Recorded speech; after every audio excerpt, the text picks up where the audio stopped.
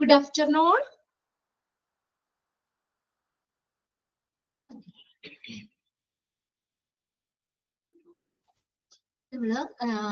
കഴിഞ്ഞ ക്ലാസ്സിൽ നമ്മൾ കോൺസ്റ്റിറ്റ്യൂവൻസ് ഓഫ് ബ്ലഡ് ആ ഒരു സെക്ഷനാണ് നോക്കിയത്. ബ്ലഡിലുള്ള കമ്പോണൻസ് അല്ലെങ്കിൽ കോൺസ്റ്റിറ്റ്യൂവൻസ് ഏതൊക്കെയാണ് ബ്ലഡിൽ കാണപ്പെടുന്ന പ്രധാനപ്പെട്ട ഭാഗങ്ങൾ? RBC ഉണ്ട്, WBC ഉണ്ട്, പ്ലേറ്റ്ലെറ്റ് ഉണ്ട്, പ്ലാസ്മ ഉണ്ട് അല്ലെ. അപ്പൊ അതിനകത്ത് ബ്ലഡ് എന്ന് പറഞ്ഞു കഴിഞ്ഞാൽ ഒരു ഫ്ലൂയിഡ് പാർട്ടാണെന്ന് അറിയാം. അതില് എന്താ ഈ പ്ലാസ്മയും പിന്നെ അത് RBC, WBC, പ്ലേറ്റ്ലെറ്റ് ഒക്കെ അടങ്ങിയ ബ്ലഡ് സെൽസും പ്ലാസ്മയും ഉള്ള ഒരു ഫ്ലൂയിഡ് പാർട്ടാണ് ബ്ലഡ് എന്ന് പറയുന്നത്. ഒരു ദ്രാവക സംയോജക കലയാണ് ബ്ലഡ്. അതിലെന്തൊക്കെയുണ്ട്? ബ്ലഡ് സെൽസ് ഉണ്ട്, രക്തകോശങ്ങളുണ്ട്, പ്ലാസ്മയുണ്ട്. അതിനകത്ത് നമ്മുടെ ബ്ലഡിലെ കമ്പോണൻസ് നമ്മൾ ഏതൊക്കെയാണ്? RBC ഉണ്ട്, WBC ഉണ്ട്, പ്ലേറ്റ്ലെറ്റ് ഉണ്ട്, പ്ലാസ്മ ഉണ്ട്. അതിൽ ഓരോന്നിന്റെ ഫങ്ഷൻസ് നമ്മൾ പറഞ്ഞുകൊണ്ടിരുന്നത് അല്ലെ.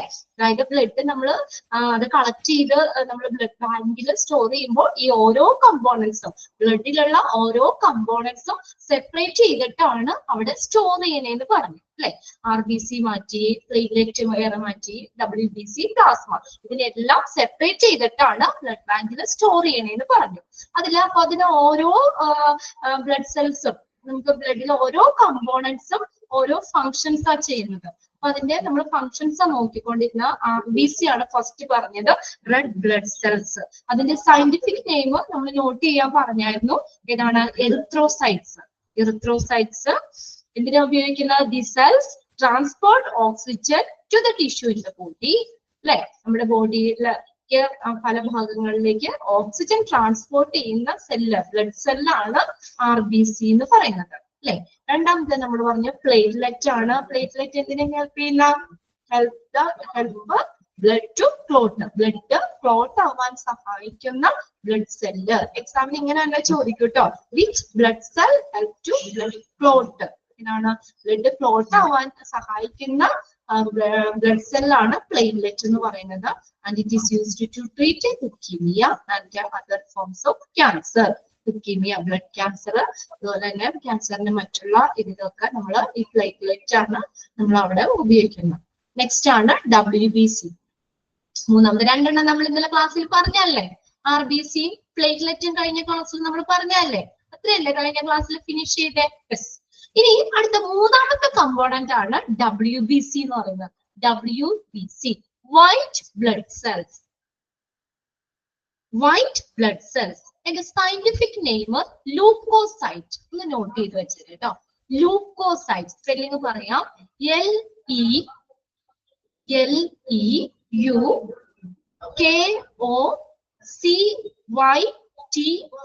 LEUKOCYTES. leukocytes. Leukocytes.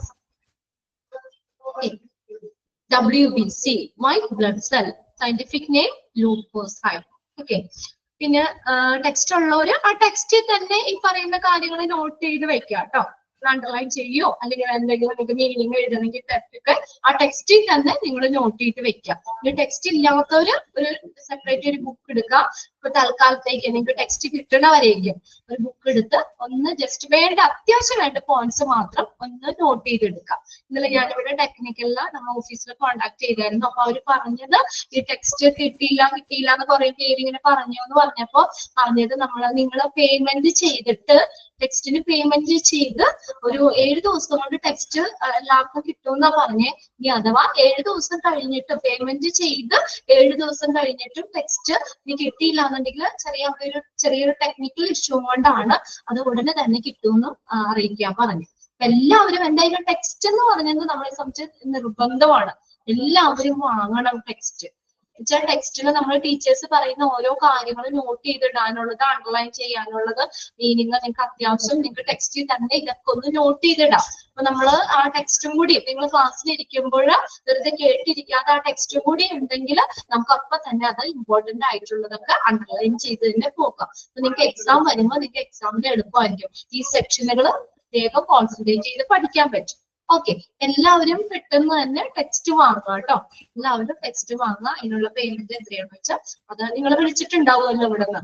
പേയ്മെന്റ് അടിച്ച് ടെക്സ്റ്റ് വാങ്ങുക. ടെക്സ്റ്റ് ഇല്ലാതെ ക്ലാസ്സിൽ ഇരിക്കാൻ ഇത്തിരി ബുദ്ധിമുട്ടാണ് വെച്ചാൽ നമ്മൾ എല്ലാവരും പറയുന്ന കാര്യങ്ങൾ നമ്മളെ ഫുള്ള് നമുക്ക് എഴുതിയെടുക്കാൻ എന്തായാലും സമയം കിട്ടില്ല ക്ലാസ്സിൽ.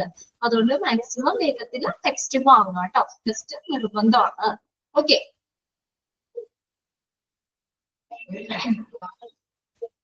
ഓക്കെ, ഇപ്പൊ white blood cells. White blood സെൽസിന്റെ സയന്റിഫിക് നെയിം ആണ് പറഞ്ഞത്. ഏതാ? ലൂക്കോസൈറ്റ്. LEUKOCYTES. ലൂക്കോസൈറ്റ്സ്. നോട്ട് ചെയ്തോ? LEUKOCYTES. ലൂക്കോസൈറ്റ്സ് എന്നാണ് അറിയപ്പെടുന്നത്. Okay, white blood cells. White blood cells ഇന്ന് നോക്കിയേ. These cells help in fighting infection.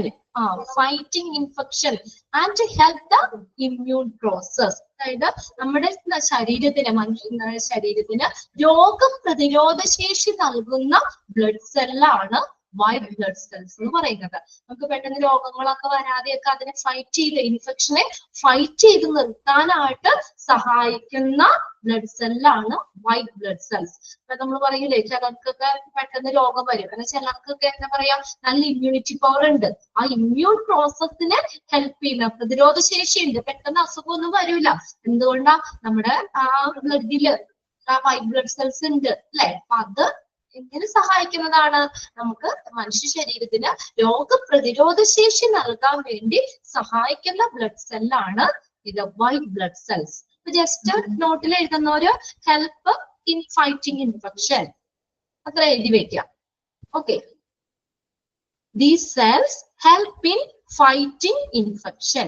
Full sentence ഒന്നും എഴുതണ്ട, ജസ്റ്റ് ഫൈറ്റിംഗ് ഇൻഫെക്ഷൻ എഴുതി എഴുതി കഴിഞ്ഞ് നോട്ട് ചെയ്ത് അറിയാലോ. അങ്ങനെ ഷോർട്ട് ചെയ്ത് എഴുതുക കേട്ടോ.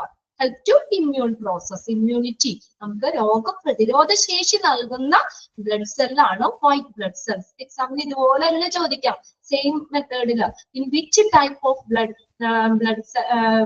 ബ്ലഡ് സെൽസ് ഹെൽപ്പ്, അല്ലെങ്കിൽ which blood cell help in fighting infection. Which blood cell help in fighting infection? അപ്പൊ നമുക്ക് ഓപ്ഷൻസ് ഉണ്ടാവും. RBC ഉണ്ടാവും, പ്ലേറ്റ്ലെറ്റ് ഉണ്ടാവും, WBC ഉണ്ടാവും, പ്ലാസ്മ ഉണ്ടാവും. അപ്പൊ ഏതാണ്? വൈറ്റ് ബ്ലഡ് സെൽസ് എന്ന് എഴുതാം. WBC എന്ന് കറക്റ്റ് ആൻസർ എഴുതാം. Help in fighting infection and help in immune process. രോഗപ്രതിരോധ ശേഷി നൽകുന്ന ബ്ലഡ് സെൽ. ഇനി അടുത്തതാണ് പ്ലാസ്മ എന്ന് പറയുന്നത്. ബ്ലഡിലുള്ള നാലാമത്തെ ഭാഗമാണ്, കമ്പോണന്റ് ആണ് പ്ലാസ്മ.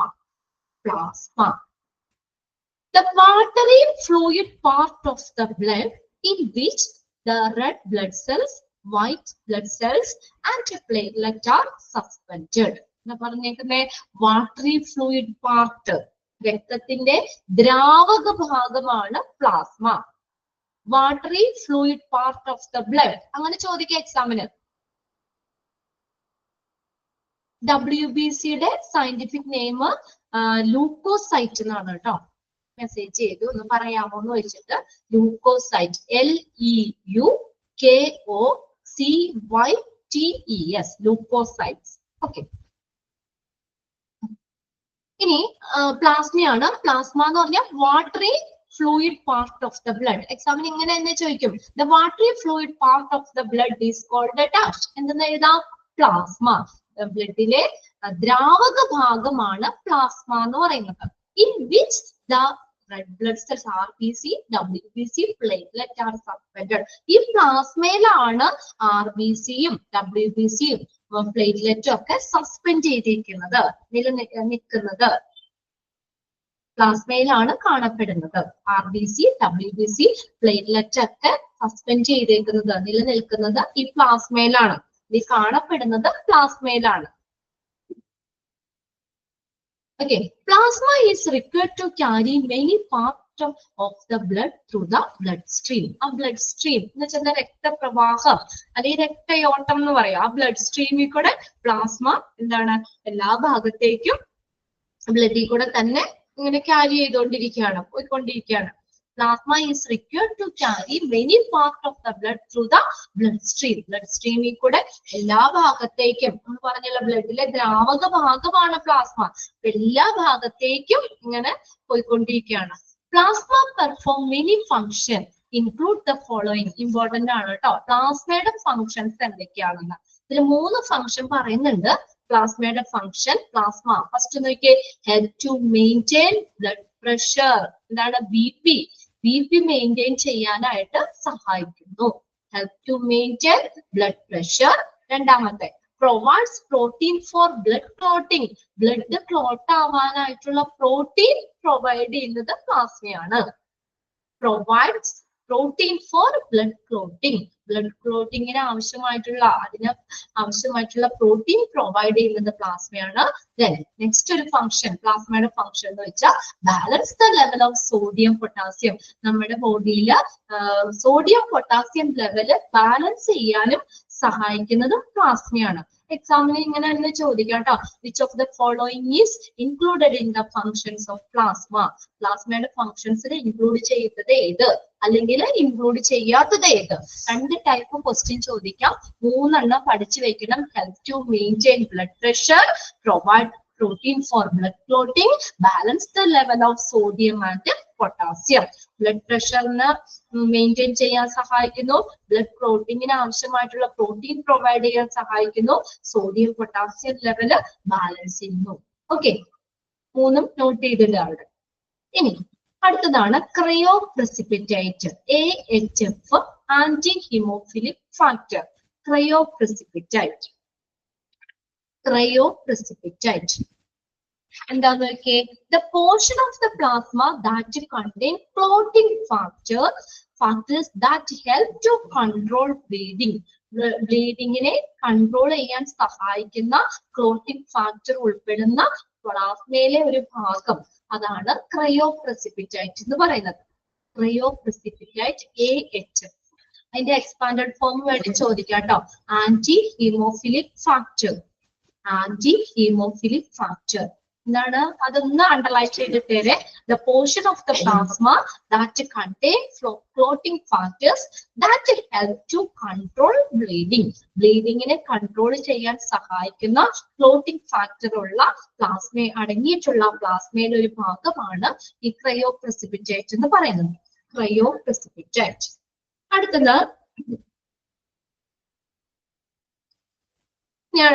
നെക്സ്റ്റ് വരുന്നത് ഏതാണ്? Albumin, immune globulin and clotting factor. Albumin എന്ന് പറഞ്ഞാൽ ബ്ലഡ് പ്ലാസ്മയിൽ കാണപ്പെടുന്ന ഒരു protein. Okay, albumin is a protein in our blood plasma. പ്ലാസ്മയിൽ കാണപ്പെടുന്ന ഒരു പ്രോട്ടീൻ ആണ് ആൽബുമിൻ എന്ന് പറയുന്നത്. ആൽബുമിൻ. അടുത്തത് ഇമ്മ്യൂൺ ഗ്ലോബുലിൻ. അതൊരു ഗ്ലൈക്കോ പ്രോട്ടീൻ ആണ്. പ്ലാസ്മ സെല്ല് പ്രൊഡ്യൂസ് ചെയ്യുന്ന ഒരു ഗ്ലൈക്കോ പ്രോട്ടീൻ ആണ് ഇമ്മ്യൂൺ ഗ്ലോബുലിൻ എന്ന് പറയുന്നത്. ഇനി ഒന്ന് എഴുതി വെച്ചോ, glyco protein produced by plasma cell.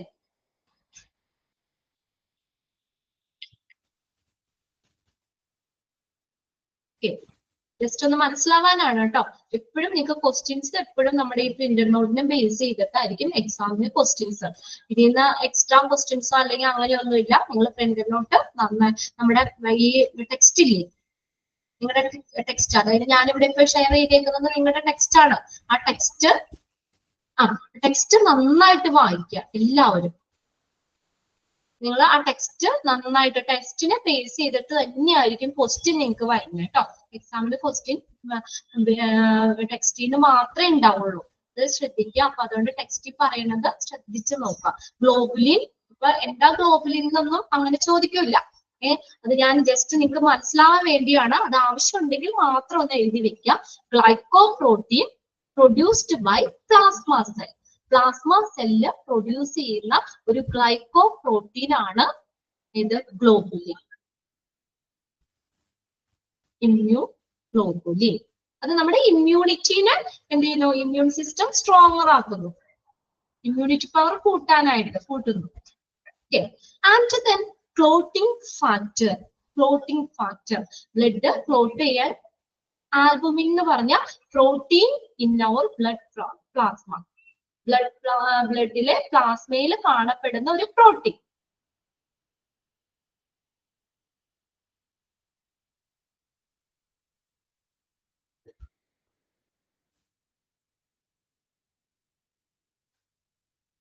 Okay, albumin, immune globulin, and the clotting factor. Blood clot ചെയ്യാൻ സഹായിക്കുന്ന clotting factor. ഇതെല്ലാം concentrate may also be separated and processed for transfusion. ഇതെല്ലാം എന്ത് ചെയ്യുന്നു? Also separate ചെയ്യും. ഈ albumin മാറ്റും, immune globulin, clotting factors ഒക്കെ ഇതിന്റെ concentrate അത് നമ്മൾ എന്താണ് maybe also separated. അത് ഓരോന്നും separate ചെയ്യും. And processed for transfusion. എന്നിട്ടാണ് നമ്മൾ ട്രാൻസ്ഫ്യൂഷൻ ചെയ്യുന്നത്. ഏതാണോ ഏതിന്റെ അളവാ നമുക്ക് കുറവുള്ളത് അത് മാത്രമേ ട്രാൻസ്ഫ്യൂസ് ചെയ്യുള്ളൂ, അല്ലാതെ ഫുള്ള് ബ്ലഡ് കൊടുക്കില്ല. അതാണ് ഉദ്ദേശിക്കുന്നത്. ഇനി അടുത്ത നെക്സ്റ്റ് പാരഗ്രാഫില് പറയുന്നത് what is mean by blood transfusion. Text ഉള്ളവർ ഇപ്പൊ ടെക്സ്റ്റ് എടുത്ത് വെച്ചിട്ടില്ലേ? ടെക്സ്റ്റ് ഉള്ളവർ ടെക്സ്റ്റ് എടുത്ത് വെക്കുക കേട്ടോ. അതിന്റെ ഒപ്പം തന്നെ നോട്ട് ചെയ്യാൻ ഉണ്ട്. ഓക്കെ. പിന്നെ എക്സ്ട്രാ നമ്മൾ എന്തെങ്കിലും പറയേണ്ടത് നിങ്ങൾക്ക് ആവശ്യം ഉണ്ടെങ്കിലോ ഒന്ന് നോട്ട് ചെയ്തെടുക്കാൻ പറ്റുന്നതെന്ന് മാത്രമേ ഉള്ളൂ. എപ്പോഴും നിങ്ങൾ പഠിക്കുമ്പോഴും നിങ്ങൾ എക്സാം ബേസ് നോക്കുമ്പോഴും നമ്മുടെ ഈ നിങ്ങളുടെ ടെക്സ്റ്റിൽ തന്നെ കോൺസെൻട്രേറ്റ് ചെയ്ത് പഠിക്കുക കേട്ടോ. ഓക്കെ. അടുത്തത് typically what is mean by blood transfusion. എന്താണ് ബ്ലഡ് ട്രാൻസ്ഫ്യൂഷൻ എന്നതുകൊണ്ട് ഉദ്ദേശിക്കുന്നത്? നമ്മൾ പറഞ്ഞല്ലോ വാട്ട് ഈസ് ട്രാൻസ്ഫ്യൂഷൻ. എന്താണ്? Transfer of blood from one person to another. ഒരാളിൽ നിന്ന് മറ്റൊരാളിലേക്ക് ബ്ലഡ് ട്രാൻസ്ഫർ ചെയ്യുന്നതിനെയാണ് ട്രാൻസ്ഫ്യൂഷൻ എന്ന് ഉദ്ദേശിക്കുന്നത്. What are the blood banks important? Why are blood banks important? എന്തുകൊണ്ടാണ് ബ്ലഡ് ബാങ്ക് ഇമ്പോർട്ടൻസ് ആണെന്ന് പറയുന്നത്? Okay. Typically blood transfusion is a process in which the blood components are transferred from one person, അതായത് donor, into bloodstream of another person, recipient. അതാണ് transfusion എന്ന് പറയുന്നത്. എന്താ? Blood components ഒരാളിൽ നിന്ന് അതായത് ഡോണർ, ഡൊണേറ്റ് ചെയ്യുന്ന ആള് ഡോണറിൽ നിന്ന് റെസിപ്പിയന്റിന്റെ ബ്ലഡ് സ്ട്രീമിലേക്ക്, രക്തപ്രവാഹത്തിലേക്ക്, അവർക്കുടെ ബ്ലഡിലേക്കല്ല കയറ്റുന്നത്, അവർക്കുടെ ബ്ലഡ് സ്ട്രീം രക്തപ്രവാഹത്തിലേക്ക് നമ്മൾ കൊടുക്കുന്നത്, അത് കയറ്റുന്നതിനെയാണ് ബ്ലഡ് ട്രാൻസ്ഫ്യൂഷൻ എന്ന് പറയുന്നത്.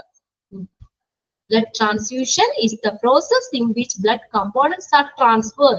Components transfer ചെയ്യാണ്, ഒരു സ്ഥലത്ത് നിന്ന് മറ്റൊരു സ്ഥലത്തേക്ക് ട്രാൻസ്ഫർ ചെയ്യാണ്. അതായത് ഡോണറിൽ നിന്ന് ബ്ലഡ് ആ റെസിപ്പിയന്റിന്റെ ബ്ലഡ് സ്ട്രീമിലേക്ക് ട്രാൻസ്ഫർ ചെയ്യുന്നു. അതാണ് ബ്ലഡ് ട്രാൻസ്ഫ്യൂഷൻ എന്നതുകൊണ്ട് ഉദ്ദേശിക്കുന്നത്. It comes into act especially as a life-saving process for the recipient. ഇതെന്ന് പറഞ്ഞാൽ നമ്മൾ എന്താ പറഞ്ഞിരിക്കുന്നത്? ഇതൊരു റിസീവ് ചെയ്യുന്ന ആളെ സംബന്ധിച്ച്, റെസിപ്പിയന്റിനെ സംബന്ധിച്ച് ഒരു ലൈഫ് സേവിങ് പ്രോസസ് ആണ് അല്ലെ ബ്ലഡ് ട്രാൻസ്ഫ്യൂഷൻ എന്ന് പറയുന്നത്.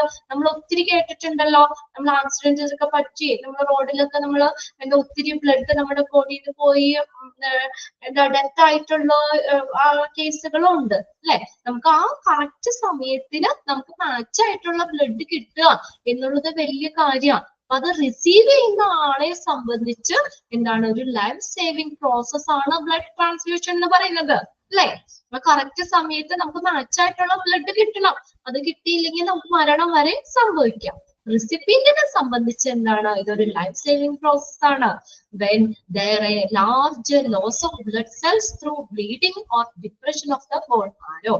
അതായത് നമ്മള് കുറെ ബ്ലീഡിങ് വന്നിട്ട് നമ്മുടെ ബോഡിയിൽ നിന്ന് കുറെ ബ്ലഡ് നഷ്ടപ്പെടുന്നവർക്ക്, ഓർ ഡിപ്രഷൻ, അസ്ഥിമജ്ജയ്ക്ക് ഉണ്ടാകുന്ന ഒരു ഡിപ്രഷൻ, ബോൺ മാരോ, അസ്ഥിമജ്ജയ്ക്ക് ഉണ്ടാകുന്ന ഡിപ്രഷൻ, ഒത്തിരി ബ്ലീഡിംഗ് ഒക്കെ വന്ന് ബ്ലഡ് നഷ്ടപ്പെടുന്ന ആളുകൾ, അങ്ങനെയുള്ളവരെ സംബന്ധിച്ച്, അതായത് അങ്ങനെയുള്ള റെസിപ്പിയന്റിനെ സംബന്ധിച്ച് ബ്ലഡ് ട്രാൻസ്ഫ്യൂഷൻ എന്ന് പറയുന്നത് ഒരു ലൈഫ് സേവിംഗ് പ്രോസസ് ആണ്. Then blood transfusion is considered as a noble cause. അതുകൊണ്ട് ബ്ലഡ് ട്രാൻസ്ഫ്യൂഷൻ എന്തെന്ന് അറിയപ്പെടുന്നത് ഒരു മഹത്തായ കൃത്യമായി കണക്കാക്കപ്പെടുന്നു. ബ്ലഡ് ഡൊണേറ്റ് ചെയ്യുന്നത് ഇതുപോലെ നല്ലൊരു കാര്യമല്ലേ, നല്ലൊരു കർമ്മ ചെയ്യുന്നത്. എത്രയോ ആളുകൾ ആ ബ്ലഡ് കിട്ടാതെ മരണം വരെ സംഭവിക്കാം അല്ലെ. അതുകൊണ്ട് നല്ലൊരു കാര്യമാണ്. നമ്മൾ ഈ പറഞ്ഞ കാര്യങ്ങളൊക്കെ നമ്മൾ ഓക്കെയാണ്, നമ്മൾ അതിന്റെ ഹെൽത്ത് ഉണ്ട്, നമുക്ക് വെയിറ്റ്, ഏജ് ഇതൊക്കെ നോക്കിയിട്ട് നമുക്ക് മനസ്സുള്ളവർക്ക് എന്ത് ചെയ്യാം? ബ്ലഡ് കൊടുക്കാം. ഓക്കെ. അതെന്ന് പറഞ്ഞാൽ ബ്ലഡ് ട്രാൻസ്ഫ്യൂഷൻ എന്ന് പറയുന്നത് ഒരു മഹത്തായ കൃത്യമായിട്ടാണ് കണക്കാക്കപ്പെടുന്നത്.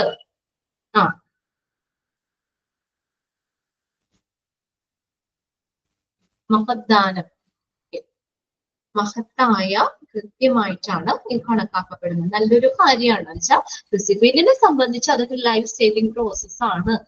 അതുകൊണ്ട് പറ്റുന്ന ആളുകളൊക്കെ എന്ത് ചെയ്യാം, ഡൊണേറ്റ് ചെയ്യാം കേട്ടോ.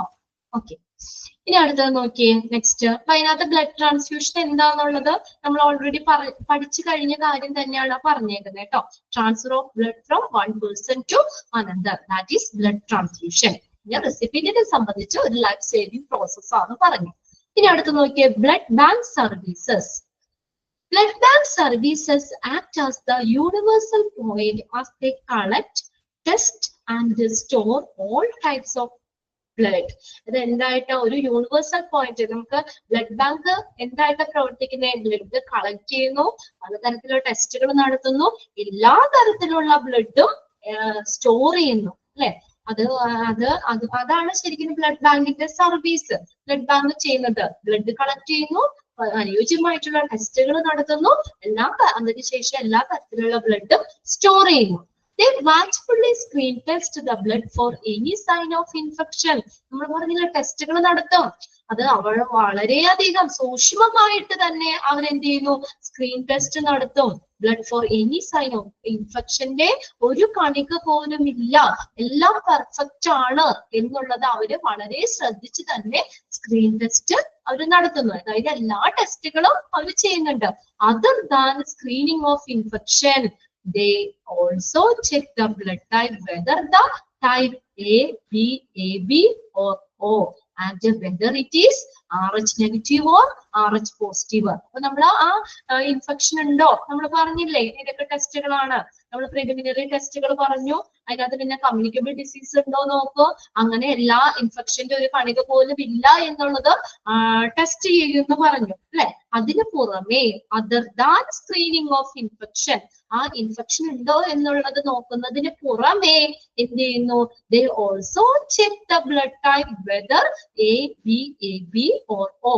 അതിന്റെ പുറമെ എന്ത് ചെയ്യുന്നു, ബ്ലഡും നോക്കുന്നു, ഏത് ഗ്രൂപ്പാണ് അല്ലെ, എ ആണോ, ബി ആണോ, എ ബി ആണോ, ഒ ആണോ എന്നുള്ളത് ഗ്രൂപ്പ് നോക്കുന്നു.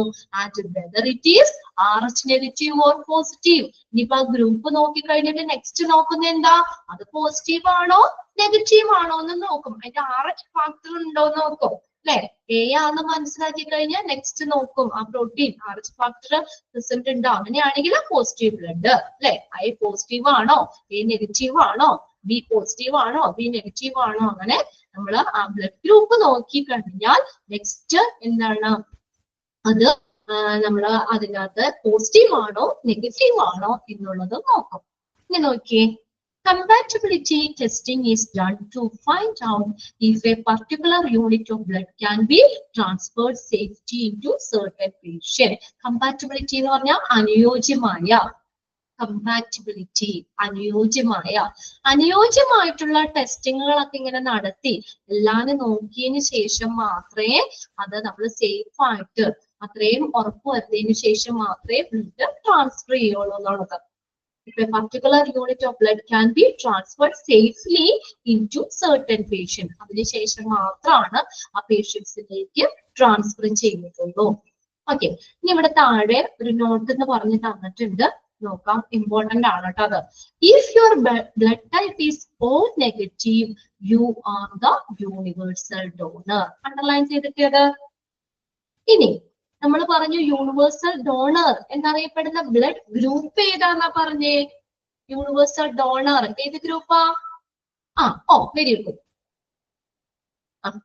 ഇനി ശില്പ, അശ്വതി, ഷഹ്മ ഒക്കെ മെസ്സേജ് ചെയ്തു, എല്ലാവരും തന്നെ മെസ്സേജ് ചെയ്തിട്ടുണ്ട് ഓയാന്ന് പറഞ്ഞു അല്ലെ. ഓ, അപ്പൊ യൂണിവേഴ്സൽ ഡോണർ എന്ന് പറഞ്ഞ ഗ്രൂപ്പ് ഓയാണ്. പക്ഷേ നോക്കി ഏത് ബ്ലഡ് ടൈപ്പ് ആണെന്ന് ചോദിക്കും. അപ്പൊ എപ്പോഴും തെറ്റിപ്പോണ ഒരു ക്വസ്റ്റ്യൻ ആണ് കേട്ടോ. നമ്മൾ ശ്രദ്ധിച്ച് ക്വസ്റ്റ്യൻ നോക്കുക. Which blood group is known as universal donor. അപ്പൊ നിങ്ങൾ എന്ത് ചെയ്യണം, ഗ്രൂപ്പ് അവിടെ എഴുതണം. ഏത് ഗ്രൂപ്പാന്ന് എഴുതണം. ഏത് ഗ്രൂപ്പ് എഴുതും? ഓ ഗ്രൂപ്പ് എന്ന് എഴുതും. സെയിം അതുപോലെ തന്നെ ക്വസ്റ്റ്യൻ ചോദിക്കും, which blood type is known as universal donor. അതില് ഏത് ബ്ലഡ് ടൈപ്പ് ആണ് യൂണിവേഴ്സൽ ഡോണർ എന്ന് ചോദിക്കുമ്പോൾ നിങ്ങൾ അവിടെ നേരെ കറക്റ്റ് ആൻസർ ഓ നെഗറ്റീവ് എന്ന് എഴുതണം. ഓ എന്ന് എഴുതിയാ പോരാ, ഓ നെഗറ്റീവ് എന്ന് എഴുതണം. Okay, if your blood type is O negative, you are the universal donor. Underline ചെയ്തിട്ടാ you are the universal donor. Who can transfer your blood to almost everyone? And if you are അപ്പൊ എന്താ പറയാ അത് എല്ലാവർക്കും അത് കൊടുക്കാൻ പറ്റും എന്നാണ്. അതായത് ഇവിടെ പറഞ്ഞേക്കുന്നത് യൂണിവേഴ്സൽ ഡോണർ എന്ന് പറഞ്ഞു കഴിഞ്ഞാല് ആ ഓ നെഗറ്റീവുകാർക്ക് all type of blood give. നമുക്ക് എല്ലാവർക്കും ബ്ലഡ്, ഓ നെഗറ്റീവുകാർക്ക് എല്ലാ ഗ്രൂപ്പിനും ബ്ലഡ് കൊടുക്കാൻ പറ്റും. മനസ്സിലാക്കുക, ഓ നെഗറ്റീവ് ആണെങ്കിൽ can give all type of blood, എല്ലാവർക്കും ബ്ലഡ് കൊടുക്കാം. അതായത് ഏതാ, എ പോസിറ്റീവിന് കൊടുക്കാം, എ നെഗറ്റീവിന് കൊടുക്കാം, ബി പോസിറ്റീവിന് കൊടുക്കാം, ബി നെഗറ്റീവിന് കൊടുക്കാം, എ ബി പോസിറ്റീവിന് കൊടുക്കാം, എ ബി നെഗറ്റീവിന് കൊടുക്കാം, ഓ പോസിറ്റീവിന് കൊടുക്കാം, ഓ നെഗറ്റീവിന് കൊടുക്കാം. ഓക്കെ, നീ ശ്രദ്ധിക്കാം, ഓ നെഗറ്റീവ് ബ്ലഡിനെയാണ്, ആ ബ്ലഡ് ടൈപ്പ് ആണ്. ഒന്ന് ശ്രദ്ധിച്ചവിടെ ഞാൻ പറയാം. ഞാൻ പറയാം എന്തുകൊണ്ടാന്ന് ഞാൻ പറയാം. അതായത് ഓ നെഗറ്റീവ് ബ്ലഡിലെ, ഓ നെഗറ്റീവ് ബ്ലഡിനെ മാത്രമേ നമുക്ക് യൂണിവേഴ്സൽ ഡോണർ, അതായത് വിച്ച് ബ്ലഡ് ടൈപ്പ്, അത് ശ്രദ്ധിക്കുക, ടൈപ്പ് എന്നൊരു വേർഡ് ഉണ്ടാവും അവിടെ. Which blood type is known as universal donor എന്ന് പറയുമ്പോൾ ഓ നെഗറ്റീവ് എന്നുണ്ടായിരിക്കും ഓപ്ഷനിൽ. ഓ നെഗറ്റീവ്, ഓ പോസിറ്റീവ്, ഓ വെറും ഓ, അല്ലെങ്കിൽ എ ബി പോസിറ്റീവ്, അങ്ങനെയൊക്കെ ഓപ്ഷൻസ് തരും. ഓ നെഗറ്റീവ് ആണ്. എന്തുകൊണ്ടാന്ന് വെച്ചാൽ ഓ നെഗറ്റീവുകാർക്ക് എല്ലാ പോസിറ്റീവിനും നെഗറ്റീവിനും കൊടുക്കാം.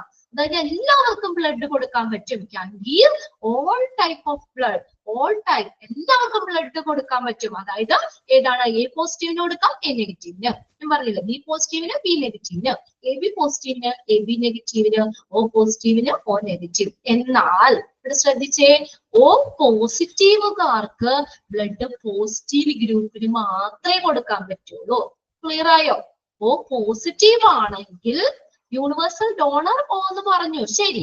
എങ്കിലും ഓ പോസിറ്റീവ് ബ്ലഡുകാർക്ക് കൊടുക്കുമ്പോ ഏതാ, പോസിറ്റീവ് ഗ്രൂപ്പിന് മാത്രമേ കൊടുക്കാൻ പറ്റുള്ളൂ. അതായത് എ പോസിറ്റീവിന് കൊടുക്കാം, ബി പോസിറ്റീവിന് കൊടുക്കാം, എ ബി പോസിറ്റീവിന് കൊടുക്കാം, ഓ പോസിറ്റീവിന് കൊടുക്കാം. കണ്ടോ, ഓ പോസിറ്റീവ് ആണെങ്കിൽ അവർക്ക് പോസിറ്റീവിന് മാത്രമേ ബ്ലഡ് കൊടുക്കാൻ പറ്റുള്ളൂ.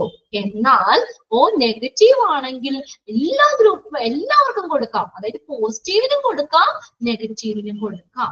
അതുകൊണ്ടാണ് ഓ നെഗറ്റീവിനെ നമ്മൾ യൂണിവേഴ്സൽ ഡോണർ എന്നറിയപ്പെടുന്നത്. അപ്പൊ ബ്ലഡ് ടൈപ്പ് എന്ന് എടുത്ത് ചോദിക്കുമ്പോൾ ഓ നെഗറ്റീവ് എന്ന് തന്നെ എഴുതാം. ക്ലിയർ? ഇനി അടുത്ത് നോക്കി, അടുത്തത് നോക്കി ഇവിടെ, if your blood type is A B positive. ഇനി നമ്മുടെ blood type A B positive ആണെങ്കിൽ you act as the universal recipient. അത് അണ്ടർലൈൻ ചെയ്തിട്ടേ, എ ബി പോസിറ്റീവ് ആണെങ്കിൽ അതാണ് യൂണിവേഴ്സൽ റെസിപ്പിയന്റ് എന്ന് പറയുന്നത്. നമ്മൾ യൂണിവേഴ്സൽ റെസിപ്പിയന്റ് ഏത് ഗ്രൂപ്പാണ്? എ ബി ഗ്രൂപ്പ് അല്ലെ? യൂണിവേഴ്സൽ റെസിപ്പിയന്റ് ആണ്. Which blood group is known as universal recipient. അപ്പൊ നമ്മൾ ആൻസർ ചെയ്ത് എഴുതും, എ ബി എന്ന് എഴുതും. എന്നാൽ ക്വസ്റ്റ്യനിൽ ശ്രദ്ധിക്കാം, which blood type is known as universal recipient എന്ന് ചോദിക്കുമ്പോൾ അവിടെ എന്ത് എഴുതണം? എ ബി പോസിറ്റീവ് എന്ന് തന്നെ എഴുതുക. അതായത് പോസിറ്റീവുകാർക്കാണെങ്കിൽ positive, A B positive, positive ഗ്രൂപ്പിന് നമുക്ക് പോസിറ്റീവുകാർക്കിടയും നെഗറ്റീവുകാർക്കിടയും റിസീവ് ചെയ്യാൻ പറ്റും. Can receive positive and negative. മനസ്സിലായോ? എല്ലാ പോസിറ്റീവുകാർക്കിടയും നെഗറ്റീവുകാർക്കിടയും ബ്ലഡ് റിസീവ് ചെയ്യാൻ പറ്റും. അതായത് എ പോസിറ്റീവിന്റെ എ നെഗറ്റീവിന്റെ, ബി പോസിറ്റീവിന്റെ ബി നെഗറ്റീവിന്റെ, ഓ പോസിറ്റീവിന്റെ ഓ നെഗറ്റീവിന്റെ, എ ബി പോസിറ്റീവിന്റെ എ ബി നെഗറ്റീവ്, അങ്ങനെ പോസിറ്റീവും നെഗറ്റീവും ബ്ലഡ് എന്ത് ചെയ്യാൻ പറ്റും? റിസീവ് ചെയ്യാൻ പറ്റും. എന്നാൽ എ ബി നെഗറ്റീവുകാർക്കാണെങ്കിലോ can receive negative blood only. Negative blood മാത്രം അവർക്ക് റിസീവ് ചെയ്യാൻ പറ്റുള്ളൂ. എല്ലാ ഗ്രൂപ്പിൽ നിന്നും മേടിക്കാം, പക്ഷെ നെഗറ്റീവ് മാത്രം. അതായത് A negative, B negative, A B negative, oh negative. കണ്ടോ, അതാണ് ആ വ്യത്യാസം വന്നേക്കണം. എ ബി നെഗറ്റീവുകാർക്ക് നെഗറ്റീവ് ആർക്കിടെ മാത്രമേ റിസീവ് ചെയ്യാൻ പറ്റുള്ളൂ. RH നെഗറ്റീവ് ഉള്ളവർക്കിടെ മാത്രമേ റിസീവ് ചെയ്യാൻ പറ്റുള്ളൂ. ക്ലിയർ ആയില്ലേ? അപ്പൊ രണ്ടും അണ്ടർലൈൻ ചെയ്തിടാം കേട്ടോ. Which blood type is known as universal donor എന്ന് പറയുമ്പോൾ ഓ നെഗറ്റീവ് എന്ന് എഴുതുക. Which blood type is known as universal recipient എന്ന് പറയുമ്പോൾ AB പോസിറ്റീവ് എന്നും കൃത്യമായിട്ട് എഴുതുക. നമ്മുടെ ആൻസർ വളരെ സ്ട്രെയിറ്റ് ആയിട്ട് ഇവിടെ കൊടുത്തിട്ടുണ്ട്. എന്താണ് ഒന്നുകൂടി പറയാൻ പറഞ്ഞേ? ഇതാണ് ഓ നെഗറ്റീവ്. ഒന്നാമത്തെ പറഞ്ഞത് ഓ നെഗറ്റീവ്. ഓ നെഗറ്റീവുകാർക്കാണെങ്കിൽ എല്ലാവർക്കും ബ്ലഡ് കൊടുക്കാൻ പറ്റും. Can give all type of blood. എല്ലാ ഗ്രൂപ്പിനും കൊടുക്കാൻ പറ്റും. അതായത് ഗ്രൂപ്പ് എന്ന് മാത്രമല്ല, പോസിറ്റീവ് ഉള്ളവർക്കും നെഗറ്റീവ് ഉള്ളവർക്കും കൊടുക്കാം. അതാണ് എല്ലാ ഗ്രൂപ്പിനും കൊടുക്കാലോ. ഓക്കെ, അതില് പോസിറ്റീവ് ഗ്രൂപ്പിനും കൊടുക്കാം. പോസിറ്റീവ് ആയിട്ടുള്ളവർക്കും നെഗറ്റീവ് ആയിട്ടുള്ളവർക്കും കൊടുക്കാം. അതായത് ഓ നെഗറ്റീവുകാർക്ക് ബ്ലഡ് കൊടുക്കുമ്പോൾ ക്യാൻ ഗീവ് ഏതൊക്കെ കൊടുക്കാം?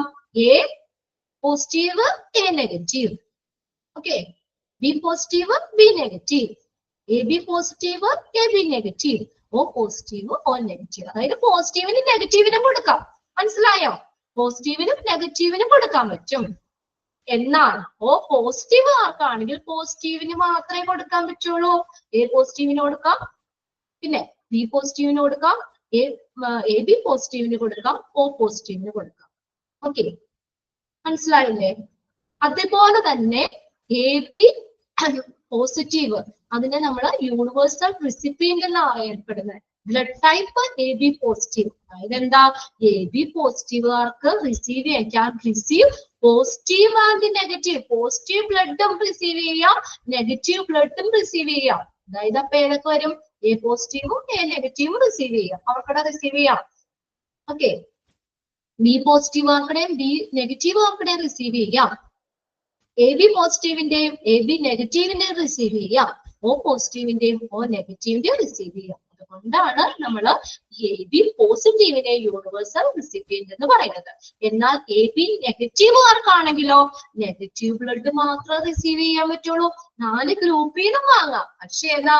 ആ നെഗറ്റീവ് ഗ്രൂപ്പിൽ നിന്ന് മാത്രമേ വാങ്ങാൻ പറ്റുള്ളൂ. ഓക്കെ, എ നെഗറ്റീവിന്റെ വാങ്ങാം, റിസീവ് ചെയ്യാം. ബി നെഗറ്റീവിന്റെ, AB നെഗറ്റീവിന്റെ, ഓ നെഗറ്റീവിന്റെ. ക്ലിയർ ആയോ? Okay, yes. ഇനി നോക്കിയേ, ഇനി എന്താ പറഞ്ഞ? അപ്പൊ രണ്ടും അണ്ടർലൈൻ ചെയ്തിടുക കേട്ടോ ടെസ്റ്റില്. However, any mismatch between the blood type can prove fatal, causing death. So blood test may be done carefully. ഇനിയിപ്പോ ബ്ലഡ് ഇങ്ങനെ ടെസ്റ്റ് ഒക്കെ ചെയ്യുമ്പോൾ എന്തെങ്കിലും ഒരു മിസ്മാച്ച് വരികയാണെങ്കിലോ, എന്തെങ്കിലും മിസ്മാച്ച് പറ്റി നമ്മൾ കറക്റ്റ് അല്ലെങ്കിൽ എന്ത് പറ്റുന്നോ അത് കോസിംഗ് ഡെത്ത്, മരണത്തിന് വരെ കാരണമാകാം അല്ലെ? സോ അതുകൊണ്ട് എന്ത് ചെയ്യണം? Blood test must be done carefully. അതുകൊണ്ട് വളരെ ശ്രദ്ധിച്ച് വേണം ബ്ലഡ് ടെസ്റ്റുകൾ നടത്താൻ. ഇപ്പൊ നമുക്ക് മാച്ച് അല്ലാത്ത ഒരു ബ്ലഡ് ഒക്കെ നമ്മൾ റിസീവ് ചെയ്താൽ നമുക്ക് മരണം വരെ സംഭവിക്കാം. അതുകൊണ്ട് നമ്മൾ എന്താ ഈ ബ്ലഡ് ടെസ്റ്റ് വളരെ ശ്രദ്ധിച്ച് വേണം ചെയ്യാൻ. However, any mismatch between the blood type can prove fatal or causing death. So the blood test must be done carefully. അതുകൊണ്ട് വളരെ അധികം ശ്രദ്ധിച്ച് വേണം നമ്മൾ ബ്ലഡ് ടെസ്റ്റ് ചെയ്യാനായിട്ട്. ചെയ്തിട്ട് വേണം ട്രാൻസ്ഫ്യൂസ് ചെയ്യാൻ. ഇത്രയാണ് ആ പോയിന്റിൽ പറഞ്ഞിരിക്കുന്നത്. ഇനി നമുക്ക് നെക്സ്റ്റ് നോക്കാം. When is blood transfusion needed? എപ്പോഴൊക്കെ നമുക്ക് ബ്ലഡ് ട്രാൻസ്ഫ്യൂഷൻ ആവശ്യമായിട്ട് വരാം? ആരെങ്കിലൊക്കെ ബ്ലഡ് ട്രാൻസ്ഫ്യൂസ് ചെയ്തിട്ടുണ്ടോ? ബ്ലഡ് എപ്പോഴെങ്കിലും നമ്മുടെ ബോഡിയിലേക്ക്, നിങ്ങളുടെ ബോഡിയിലേക്ക് ബ്ലഡ് കേൾക്കേണ്ടി വന്നിട്ടുണ്ടോ? എക്സ്ട്രാ ബ്ലഡ് ഇല്ലേ? ആർക്കും ഇല്ലേ? സർജറിയുടെ സമയത്തൊന്നും വേണ്ടി വന്നിട്ടില്ല ആർക്കും? ഇല്ല. അപ്പൊ നോക്കിയേ, ഏതൊക്കെ സിറ്റുവേഷൻസിലാണ് ബ്ലഡ് ട്രാൻസ്ഫ്യൂഷൻ ആവശ്യമായിട്ട് വരുന്നത്, അല്ലെങ്കിൽ എപ്പോഴെല്ലാം ആണ് ബ്ലഡ് ട്രാൻസ്ഫ്യൂഷൻ ആവശ്യമായിട്ട് വരുന്നത്? ഓക്കെ, ഇൻഡിവിജ്വൽ മേ ഏതാണ്? രമ്യക്ക് എപ്പോഴായിരുന്നു? എപ്പോഴാ ബ്ലഡ് കയറ്റേണ്ട വന്നേ?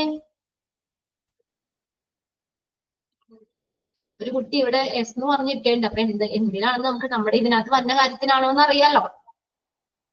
ഏതൊക്കെ? പ്രഗ്നൻസി ടൈമില്. ഓക്കെ, അപ്പൊ ബ്ലഡ് കുറവായിരിക്കും. ആ സമയത്ത് ബ്ലഡ് കയറ്റേണ്ട വന്നിട്ടുണ്ട്. ഓക്കെ, ഇനി നോക്കിയേ, അടുത്ത് എന്താ പറഞ്ഞേക്കുന്നത്? ഇൻഡിവിജ്വൽസ് മേ, ഒരാളെങ്കിലും നമ്മുടെ ഇതിനകത്ത് നമ്മൾ പഠിക്കുമ്പോ നമ്മളിൽ ആരെങ്കിലും, അതാണ് ഞാൻ ഇടയ്ക്കിടയ്ക്ക് ഇങ്ങനെ ഓരോ കാര്യങ്ങൾ വരുമ്പോ അപ്പൊ നമുക്ക് ആർക്കെങ്കിലും ഇപ്പൊ ഒരു കുട്ടി അവിടെ ഷെയർ ചെയ്തു കയറ്റി, എന്താ കാര്യം നമ്മൾ ഡയറക്റ്റ് ചോദിക്കുമ്പോൾ നിങ്ങൾക്ക് കുറച്ചും കൂടി അത് എന്താ പറയാ നമുക്കപ്പോ കുറച്ചും കൂടി ഒരു ഇതാവും നിങ്ങൾക്കിടെ കാര്യങ്ങളൊന്ന് ഇടയ്ക്ക് നമുക്കൊന്ന് ഷെയർ ചെയ്യാനും എന്തെങ്കിലുമൊക്കെ ഈ കാര്യങ്ങളൊക്കെ പറയുമ്പോൾ നിങ്ങൾക്ക് അതിൽ എന്തെങ്കിലും അനുഭവം ഉണ്ടെങ്കിൽ ഞാനിങ്ങനെ ചോദിക്കാം അപ്പൊ ജസ്റ്റ് ഉണ്ടെന്ന് പറയാട്ടോ അപ്പൊ ഓരോരുത്തർക്കും എന്തൊക്കെയാന്ന് നമുക്ക് അറിയാൻ പറ്റും ഓക്കെ അപ്പൊ എപ്പോഴാണ് നമുക്ക് ബ്ലഡ് ട്രാൻസ്ഫ്യൂഷൻ ആവശ്യമായിട്ട് വരുന്നത് ഏതൊക്കെ സിറ്റുവേഷൻസിലാണ് ബ്ലഡ് ട്രാൻസ്ഫ്യൂഷൻ ആവശ്യമായിട്ട് വരുന്നത് Individual may require a blood transfusion for variety of some of them are പല സിറ്റുവേഷൻസിലും പല സാഹചര്യങ്ങളിലും ബ്ലഡ് ട്രാൻസ്ഫ്യൂഷൻ ആവശ്യമായിട്ട് വരാം Individual may need blood transfusion for different reasons. പല കാരണം കൊണ്ട് നമുക്ക് ബ്ലഡ് ട്രാൻസ്ഫ്യൂഷൻ ആവശ്യമായിട്ട് വരാം അതിൽ ചില കാര്യങ്ങളാണ് ഇവിടെ കൊടുത്തേക്കുന്നത് Some of them are കുറച്ച് കാര്യങ്ങളാണ് ഫസ്റ്റ് നോക്കിയേ to substitute for the lost blood after a serious surgery. Okay, നമ്മൾ ഒരു സീരിയസ് ആയി കഴിയുമ്പോൾ അല്ലെങ്കിൽ സീരിയസ് സർജറി നമ്മളിപ്പോ എന്താ ആക്സിഡന്റ് ഒക്കെ പറ്റി വളരെ സീരിയസ് ആണ് നമ്മുടെ ശരീരത്തിൽ നിന്ന് കുറെ ബ്ലഡ് ഒക്കെ പോയി അങ്ങനെയാണെങ്കിൽ ആ ബ്ലഡിനെ സബ്സ്റ്റിറ്റ്യൂട്ട് ചെയ്യണ്ടേ നമ്മുടെ ബോഡിയിൽ നിന്ന് പോയ ബ്ലഡ് അതിനെ സബ്സ്റ്റിറ്റ്യൂട്ട് ചെയ്യണം ഓർ സർജറി എന്നാണ് പറഞ്ഞത് അല്ലെങ്കിൽ സർജറിക്ക് ചെയ്യുമ്പോഴും നമ്മുടെ ബോഡിയിൽ നിന്ന് കുറെ ബ്ലഡ് ഒക്കെ നഷ്ടപ്പെട്ടു പോവുകയാണെങ്കിൽ അപ്പൊ നമ്മുടെ ബോഡിയിൽ നിന്ന് പോയ ബ്ലഡ് അത്രയും സബ്സ്റ്റിറ്റ്യൂട്ട് ചെയ്യണം നമ്മൾ പറഞ്ഞിട്ട് ഓൾമോസ്റ്റ് 5 liters ഓഫ് ബ്ലഡ് നമ്മുടെ ബോഡിയിലുണ്ട് അപ്പൊ കുറച്ച് ബ്ലഡ് അതിൽ നിന്ന് പോവുകയാണെങ്കിൽ ആ പോയ ബ്ലഡ് ആ സ്ഥലത്തേക്ക് നമ്മൾ അത്രയും ബ്ലഡ് സബ്സ്റ്റിറ്റ്യൂട്ട് ചെയ്യണം അല്ലെ substitute for the lost blood after A serious or surgery okay നമ്മൾ സീരിയസ് ആയിട്ട് എന്തെങ്കിലും പറ്റിയാലോ അല്ലെങ്കിൽ സർജറി സമയത്തൊക്കെ നമ്മുടെ ബോഡിയിൽ നിന്ന് നഷ്ടപ്പെട്ടു പോയ ബ്ലഡ് അതിന് പകരം സബ്സ്റ്റിറ്റ്യൂട്ട് ചെയ്യുക റീപ്ലേസ് എന്നുള്ള മീനിങ് ആണ് സബ്സ്റ്റിറ്റ്യൂട്ട് ഇതിന് പകരം നമ്മൾ ബ്ലഡ് കൊടുക്കാൻ ബ്ലഡ് ട്രാൻസ്ഫ്യൂഷൻ വേണ്ടി വരും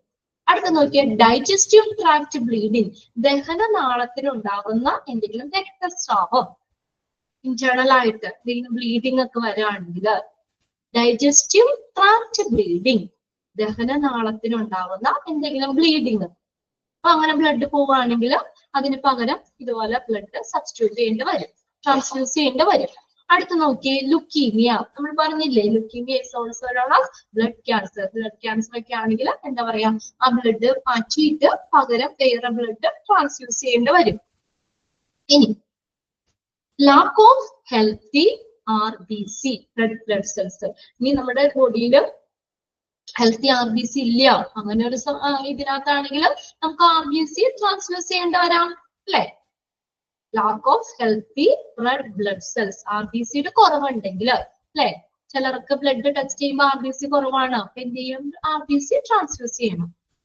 HP ഹീമോഗ്ലോബിൻ കുറവ് ഓക്കെ RBCയുടെ കുറവ് lack of healthy red blood cells RBC കുറവാണെങ്കിൽ ഇനി അടുത്ത് നോക്കിയേ radiation therapy chemotherapy or other cancer treatments എന്താണ് റേഡിയേഷൻ തെറാപ്പി എന്തിനു വേണ്ടി ചെയ്യുന്ന ക്യാൻസറിന് അല്ലെ ക്യാൻസർ ഒക്കെ ആണെങ്കിൽ അതിന്റെ ക്യാൻസർ ട്രീറ്റ്മെന്റ് ആണ് റേഡിയേഷൻസ് ഉപയോഗിച്ചിട്ട് നമ്മൾ ഹൈ വോൾട്ടിലുള്ള റേഡിയേഷൻസ് മെഗാ വോൾട്ടിലുള്ള എക്സ്റേസ് പോലുള്ള ഈ റേഡിയേഷൻസ് ഉപയോഗിച്ചുകൊണ്ട് ക്യാൻസർ കോശങ്ങളെ നശിപ്പിക്കുന്ന റേഡിയേഷൻ തെറാപ്പി കീമോതെറാപ്പി എന്നുള്ള കെമിക്കൽസ് അതായത് മരുന്നുകൾ തന്നെ ഉപയോഗിച്ചിട്ട് തന്നെ ക്യാൻസർ ഉണ്ടാക്കുന്ന കോശങ്ങളെ നമുക്ക് നശിപ്പിക്കുന്നത് അതാണ് കീമോതെറാപ്പി എന്ന് പറയുന്നത് നമ്മൾ റേഡിയോളജി എന്ന് പറഞ്ഞ ചാപ്റ്ററിലും വരുന്നുണ്ട് കേട്ടോ റേഡിയേഷൻ തെറാപ്പി കീമോതെറാപ്പി അപ്പൊ കീമോതെറാപ്പി ആ മരുന്നുകളൊക്കെ തന്നെ ഉപയോഗിച്ചിട്ട് തന്നെ ക്യാൻസർ ഉണ്ടാക്കുന്ന കോശങ്ങളെ അത് കൂടുതൽ കോശങ്ങളിലേക്ക് വ്യാപിക്കാതെ അല്ലെങ്കിൽ ആ കോശങ്ങളെ നശിപ്പിക്കാൻ വേണ്ടി മരുന്നുകളാണ് അവിടെ ഉപയോഗിക്കുന്നത് ഡ്രഗ്സ് ആണ് ഉപയോഗിക്കുന്നത് മരുന്നുകൾ ഉപയോഗിച്ച് പിന്നെ മറ്റുള്ള ക്യാൻസർ ട്രീറ്റ്മെന്റ്സ് അപ്പൊ ഇതിനൊക്കെ ആ സമയത്തൊക്കെ നമുക്ക് ബ്ലഡ് ട്രാൻസ്ഫ്യൂഷൻ ആവശ്യമായിട്ട് വരാം അതായത് അതിന്റെ സൈഡ് എഫക്റ്റ് ഇപ്പൊ ഇങ്ങനെ റേഡിയേഷൻ തെറാപ്പി കീമോതെറാപ്പി ഒക്കെ ചെയ്യൂലേ അപ്പൊ അതിന്റെ സൈഡ് എഫക്റ്റ് ആയിട്ട് നമുക്ക് ബ്ലഡ് എന്തെങ്കിലും നമ്മുടെ ബോഡിയിൽ കുറഞ്ഞു പോവുകയാണെങ്കിൽ എന്താ അതിനെ സബ്സ്റ്റിറ്റ്യൂട്ട് ചെയ്യാനായിട്ട് ബ്ലഡ് ട്രാൻസ്ഫ്യൂഷൻ ചെയ്യേണ്ടി വരും അതായത് ഇപ്പൊ നമ്മൾ ക്യാൻസർ ട്രീറ്റ്മെന്റുകൾ ചെയ്യുമ്പോൾ അതിന്റെ ഒരു സൈഡ് എഫക്റ്റ് എന്ന പോലെ നമ്മുടെ ബോഡിയിൽ നിന്ന് ബ്ലഡ് നഷ്ടപ്പെടുകയാണെങ്കിൽ നമുക്ക് എന്താ അത് റീപ്ലേസ് ചെയ്യണം ബ്ലഡ് ട്രാൻസ്ഫ്യൂഷൻ ആ സമയത്ത് ആവശ്യമായിട്ട് വരും അല്ലെങ്കിൽ ഇന്റേണൽ ബ്ലീഡിംഗ് ഒക്കെ ആകുമ്പോഴൊക്കെ ബ്ലഡ് ട്രാൻസ്ഫ്യൂഷൻ ആവശ്യമായിട്ട് വരും അവിടെ പിന്നെ അടുത്ത് നോക്കിയാൽ ലിവർ പ്രോബ്ലം, ലിവറിന് കരളിൽ ഉണ്ടാകുന്ന എന്തെങ്കിലും പ്രശ്നങ്ങൾ വരികയാണെങ്കിൽ ബ്ലഡ് ഡിസോർഡേഴ്സ്. ബ്ലഡ് ഡിസോർഡർ എന്ന് പറഞ്ഞാൽ ബ്ലഡ് ഡിസീസ് ഓർ ഡിസോർഡേഴ്സ്, ബ്ലഡിൽ ഉണ്ടാകുന്ന എന്തെങ്കിലും രോഗങ്ങള് ഒക്കെ ആണെങ്കിൽ അങ്ങനെയുള്ള ഡിസീസ് ഉള്ള ബ്ലഡ് മാറ്റി നമുക്ക് വേറെ ബ്ലഡ് ട്രാൻസ്ഫ്യൂസ് ചെയ്യേണ്ടി വരും. Disease or disorder of the blood. ഇത്രയും സിറ്റുവേഷൻസിൽ ബ്ലഡ് ട്രാൻസ്ഫ്യൂഷൻ ആവശ്യമായിട്ട് വരാം. എക്സാമിന് ചോദിക്കും which of the following situations blood transfusion R needed. ഏതൊക്കെ സിറ്റുവേഷൻസിലാണ് ബ്ലഡ് ട്രാൻസ്ഫ്യൂഷൻ ആവശ്യമായിട്ട് വരുന്നത്? സീരിയസോ അല്ലെങ്കിൽ സർജറി ഒക്കെ ആയതിനു ശേഷം നമുക്ക് നമ്മുടെ ബോഡിയിൽ നിന്ന് നഷ്ടപ്പെട്ടു പോയ ബ്ലഡ് സബ്സ്റ്റിറ്റ്യൂട്ട് ചെയ്യാൻ, റീപ്ലേസ് ചെയ്യാൻ, ഡൈജസ്റ്റീവ് ട്രാക്ട് ബ്ലീഡിംഗ് ഉണ്ടെങ്കിൽ, പിന്നെ ലുക്കീമിയ, ക്യാൻസർ, ബ്ലഡ് ക്യാൻസർ അങ്ങനെയുണ്ടെങ്കിൽ അവിടെ ബ്ലഡ് ട്രാൻസ്ഫ്യൂഷൻ ആവശ്യമായിട്ട് വരാം. പിന്നെ നമ്മുടെ ബോഡിയിൽ RBCയുടെ ബ്ലഡിൽ RBCയുടെ കൗണ്ട് കുറവാണെങ്കിൽ അപ്പൊ അവിടെ ബ്ലഡ് ട്രാൻസ്ഫ്യൂഷൻ ആവശ്യമായിട്ട് വരാം. റേഡിയേഷൻ തെറാപ്പി, കീമോതെറാപ്പി ഓർ അത് ക്യാൻസർ ട്രീറ്റ്മെന്റ്. അതിന്റെ സൈഡ് എഫക്ട്സ് ആയിട്ട് നമ്മുടെ ബോഡിയിൽ ബ്ലഡ് കുറഞ്ഞു പോവുകയാണെങ്കിൽ ബ്ലഡ് ട്രാൻസ്ഫ്യൂഷൻ ആവശ്യമായി വരാം. ലിവറിന് എന്തെങ്കിലും പ്രശ്നങ്ങൾ ഉണ്ടെങ്കിൽ, ബ്ലഡിൽ എന്തെങ്കിലും ഡിസീസ് അല്ലെങ്കിൽ ഡിസോർഡർ ഉണ്ടെങ്കിൽ, ഇത്രയും സിറ്റുവേഷൻസിൽ ബ്ലഡ് ട്രാൻസ്ഫ്യൂഷൻ ആവശ്യമായിട്ട് വരാം. ക്ലിയർ ആയില്ലേ? ക്ലിയർ ആയോ? യെസ്, കൺഫ്യൂസ്ഡ് ഒന്നുമില്ല, ഡയറക്റ്റ് ആണ്. അടുത്ത നോക്കിയേ, ഇനി നമുക്ക് നോക്കാം job responsibility of blood bank manager. ഈ ബ്ലഡ് ബാങ്ക് മാനേജറിന്റെ ജോബ് റെസ്പോൺസിബിലിറ്റി എന്തൊക്കെയാണ്? നമ്മൾ ഓരോ ഡിപ്പാർട്ട്മെന്റ് വൈസും ഓരോ ഇതും പഠിക്കുന്നുണ്ട് കേട്ടോ. അപ്പൊ blood bank, CSSD, dietary, dialysis, radiology, ഇങ്ങനെ ഓരോ ചാപ്റ്റേഴ്സ് പഠിക്കുമ്പോൾ മിക്കവാറും ലാസ്റ്റ് ഒരു സെക്ഷൻ എന്ന് പറഞ്ഞാൽ അവർക്കുടെ എന്താ പറയാ ഒരു റെസ്പോൺസിബിലിറ്റി അത് നമ്മൾ അറിഞ്ഞിരിക്കണം. ബ്ലഡ് ബാങ്ക് മാനേജറിന്റെ ജോലിയുടെ എന്തൊക്കെ കാര്യങ്ങളാണ് അവരുടെ റെസ്പോൺസിബിലിറ്റി എന്ന് പറഞ്ഞാൽ എന്താ? ഉത്തരവാദിത്തം. അവരുടെ ജോബ് റെസ്പോൺസിബിലിറ്റി എന്താണ്? ലാസ്റ്റ് സെക്ഷൻ ആണ് ഇത്. ബ്ലഡ് ബാങ്ക് മാനേജർ, അദ്ദേഹത്തിന്റെ ജോബ് റെസ്പോൺസിബിലിറ്റി. പിന്നെ ഹോസ്പിറ്റൽ അഡ്മിനിസ്ട്രേഷൻ എൻഷുർ ചെയ്യേണ്ട കാര്യം, ഉറപ്പുവരുത്തേണ്ട കാര്യങ്ങൾ. ആ രണ്ടും കൂടി കഴിഞ്ഞാൽ നമ്മുടെ ഒരു ചാപ്റ്റർ അങ്ങ് നല്ല സ്മൂത്ത് ആയിട്ട് അങ്ങ് തീർന്നു. നല്ല ചാപ്റ്റർ ആണ് അല്ലെ ബ്ലഡ് ബാങ്ക് അല്ലേ? യെസ്. ഓക്കെ, ജോബ് റെസ്പോൺസിബിലിറ്റി എന്തൊക്കെയാണെന്ന് നോക്കാം. ഇനി അദ്ദേഹം എന്തൊക്കെയാണ് അവിടെ ചെയ്യുന്നത്?